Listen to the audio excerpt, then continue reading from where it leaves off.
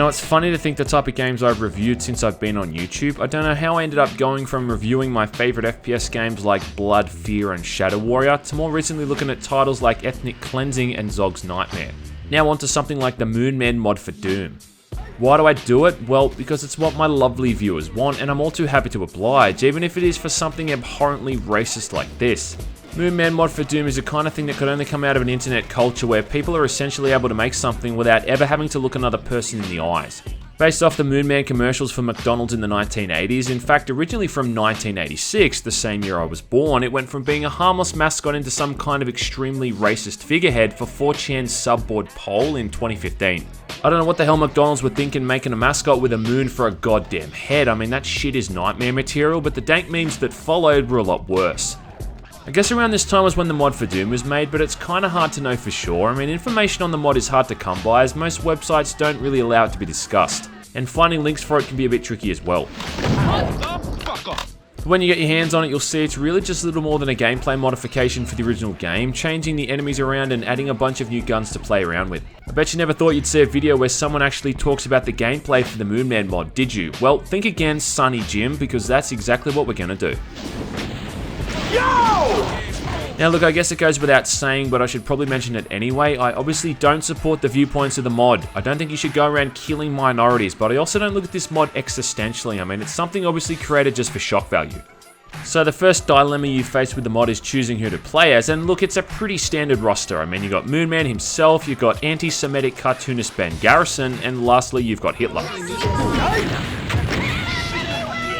All three characters have their own unique weapons, which are based off the original Doom lineup to an extent. So everyone starts off with a pistol, then some kind of shotgun, and an automatic weapon to replace the chain gun. For Moon Man, I think it's supposed to be an AK-47, for Ben it appears to be an M4, and Hitler gets the Wolfenstein 3D chain gun expectedly. Hitler's weapons are based around those used in World War II, so he's got a Luger, a Panzer, Shrek, and instead of the shotgun he has what I'm assuming is a Kar 98K. Now look, I'm not a big gun nut, and I'm only guessing what these are supposed to be based off how much they look like similar weapons from other games, so if I'm wrong about these, then I apologise.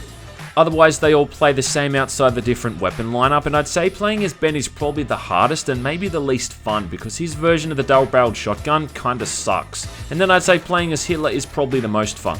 I'm just gonna stop there and say you'll never hear someone ever say playing as Hitler is probably the most fun ever again for the rest of your life.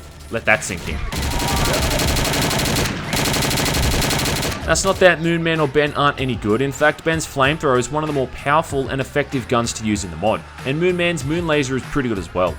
Moon Man does, however, have the most dialogue and one-liners, which makes choosing him a lot more humorous if you don't take what he says seriously, which you really shouldn't, like at all.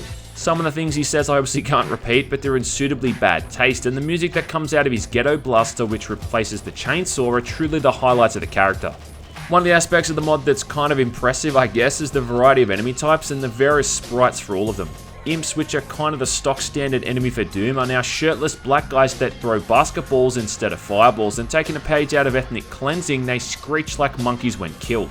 The basic enemies like the shotgun sergeants, the zombie men, and the heavy chain gunners are a mix of black people, Asian people, Middle Eastern terrorists, and social justice warriors, with everyone's favourite Big Red also being a prominent entry. You'd expect Jewish people to be thrown in there as well, and they are, with the cacodemons replaced by floating Jewish heads that shout oy vey when they take damage and threaten they'll contact their lawyer when the player kills them. Demons are replaced with suicide bombers who run around screaming Allahu Akbar before detonating and doing a bit of AoE damage for a few seconds, with specters being replaced by Mexicans with sombreros who shout ay ay ay when you hit them. Ay, ay, ay. Barons of Hell and Hell Knights are now big black guys in what I think is supposed to be prison outfits who throw watermelons and call you a punk ass bitch when you shoot them. Surprise, motherfucker! I've got to say, it seems like black people definitely got the most attention here as they make up most of the basic enemies like the shotgun sergeants and zombie men. They also make up the lost souls, which are just floating disembodied heads, and also the pain elemental as well.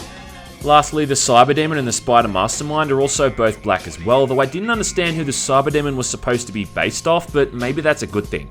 It all comes together to be this massive clusterfuck of gameplay where you've got terrorists running around blowing up, you've got imps throwing basketballs, Hell Knights throwing watermelons, and all the random enemy dialogue stacked up on top of itself. And I guess it would be offensive if it wasn't so over the top and wasn't so much fun to play.